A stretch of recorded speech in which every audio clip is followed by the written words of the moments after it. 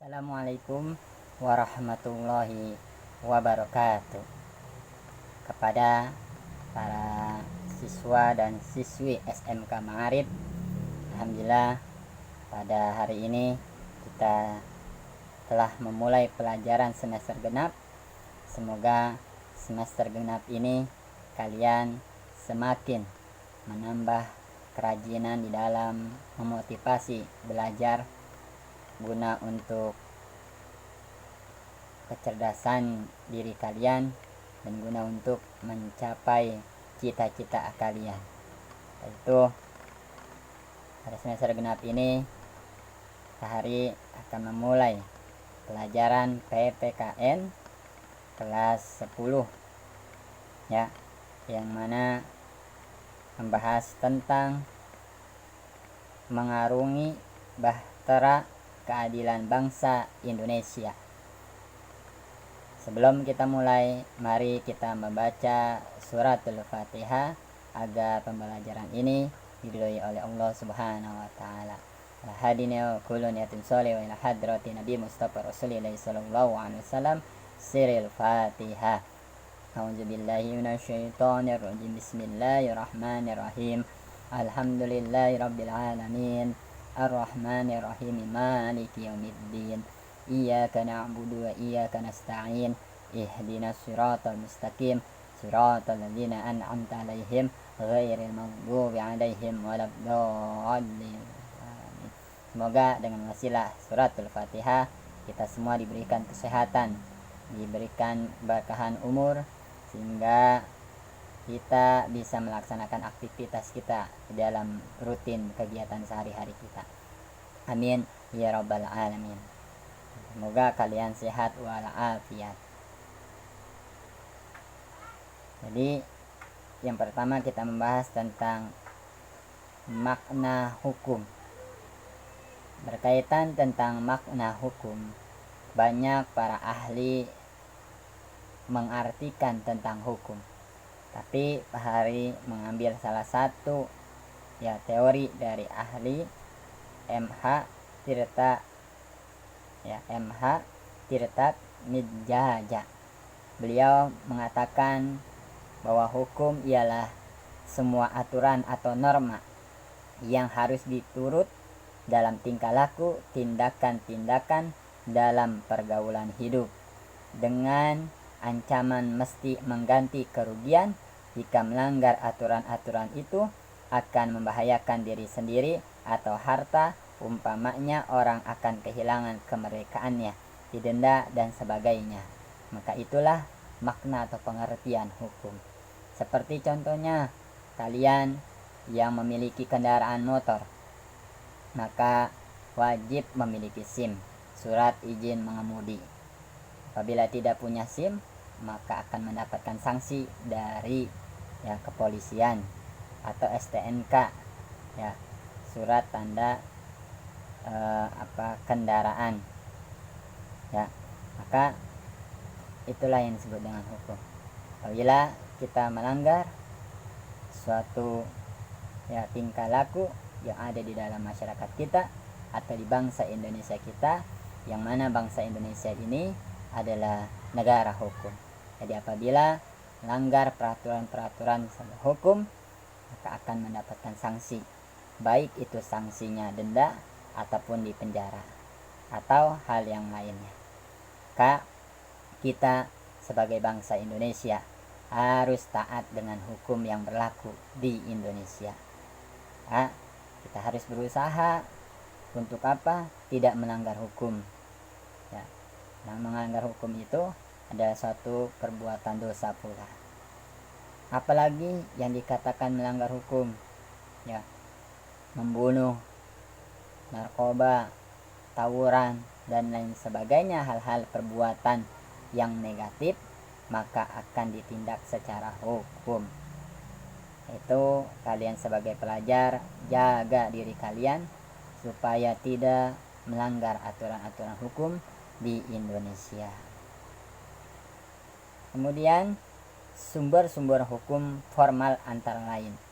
Ada beberapa sumber-sumber hukum yang dijadikan hukum, yang menjadi pedoman hukum. Dari mana hukum itu diambil? Yang pertama dari undang-undang. Ya. Undang-undang mempunyai dua arti, yaitu arti material dan formal. Undang-undang dalam arti material adalah setiap peraturan yang dikeluarkan oleh pemerintah yang isinya mengikat secara umum. Ya.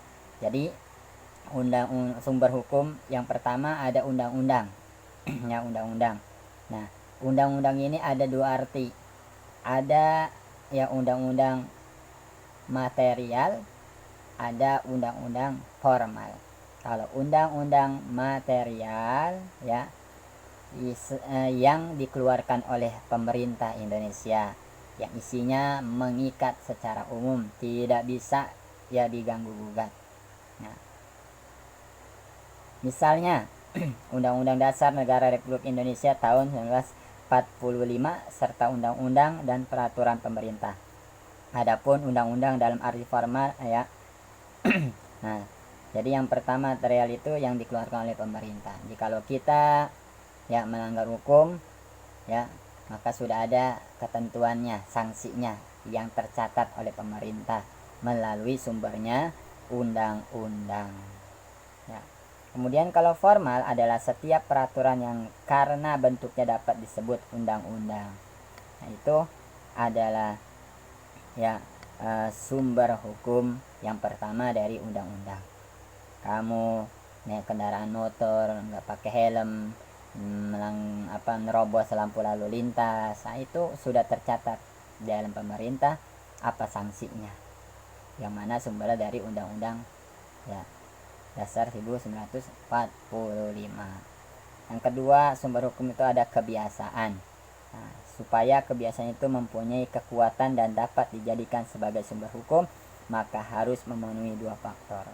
Kebiasaan supaya menjadi kekuatan sumber hukum ya harus melalui dua faktor terlebih dahulu. Apa yang pertama? Adanya perbuatan yang dilakukan berulang-ulang. Adanya perbuatan yang dilakukan berulang dalam hal yang sama serta selalu diikuti dan diterima oleh orang yang lainnya. Kedua, adanya keyakinan hukum dari orang-orang atau golongan-golongan yang berkepentingan. Artinya adanya keyakinan bahwa kebiasaan itu memuat hal-hal yang baik dan pantas ditaati serta mempunyai kekuatan mengikat. Jadi sumber hukum yang kedua ada kebiasaan. Kebiasaan di masyarakat. Kalau misalkan kita melanggar hukum, dihukum apa ya, itu tergantung adat istiadat biasanya yang setempat. Kemudian sumber hukum yang ketiga ya, yang pertama undang-undang, yang kedua kebiasaan, yang ketiga jurisprudensi. Apa itu jurisprudensi? Yaitu lahir karena adanya peraturan perundang-undangan yang kurang atau tidak jelas pengertiannya sehingga menyulitkan hakim dalam memutuskan perkara. Jadi ketika misalkan ada peraturan perundang-undangan yang sulit ya ketika hakim untuk memutuskan suatu perkara hukum ya pelanggaran hukum, maka melalui jurisprudensi dengan peraturan perundang-undangan yang ditambah ya. Untuk mengatasi hal tersebut, hakim membentuk hukum baru dengan cara mempelajari putusan-putusan hakim terdahulu, khususnya tentang perkara-perkara yang dihadapinya. Dalam membuat jurisprudensi, biasanya seorang hakim akan melaksanakan berbagai macam penafsiran, di antaranya sebagai berikut. Ya, satu, penafsiran gramatikal atau tata bahasa.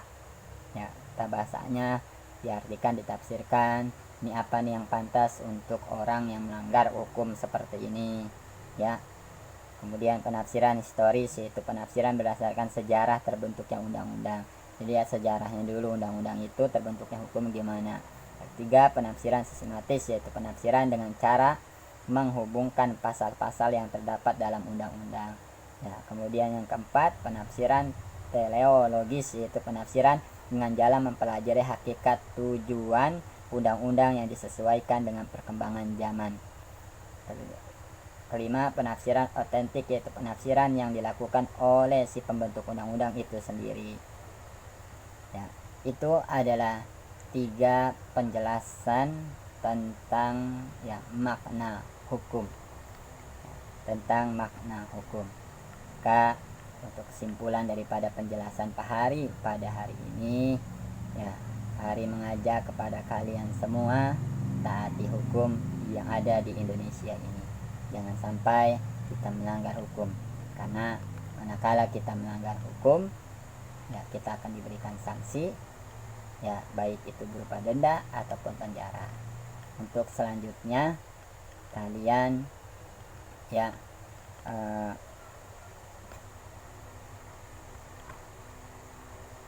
membuat tugas, cari di Google boleh, atau di buku boleh, atau LKS kalau udah dapat LKS, ya, silakan cari, terserah, bebas mau cari di mana, ya. Satu tugas saja, ya, sebutkan pelanggaran-pelanggaran hukum, ya, sebutkan pelanggaran-pelanggaran hukum itu apa aja, ya, kemudian sanksinya apa, ya.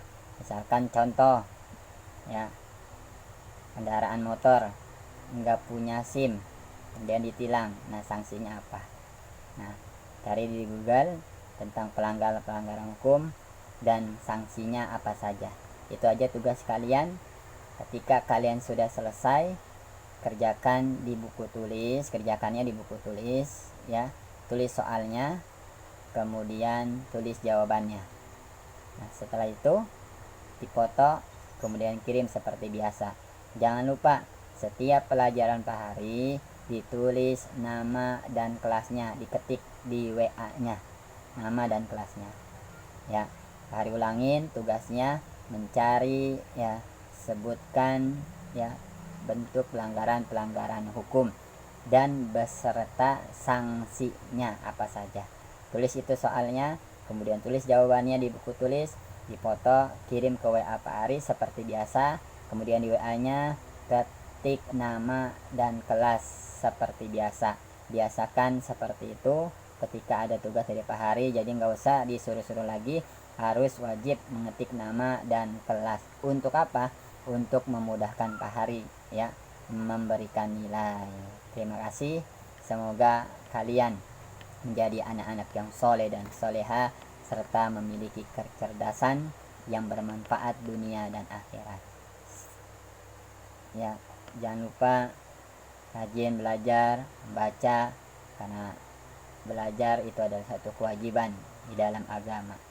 Ya, kemudian ikra, bacalah, banyak membaca, insya Allah kalian menambah wawasan ilmu kalian. Itu saja pelajaran PPKN yang hari ini Pak Hari sampaikan untuk kelas 11. Semoga ada manfaatnya walaupun, ya, sedikit. Akhirul kalam.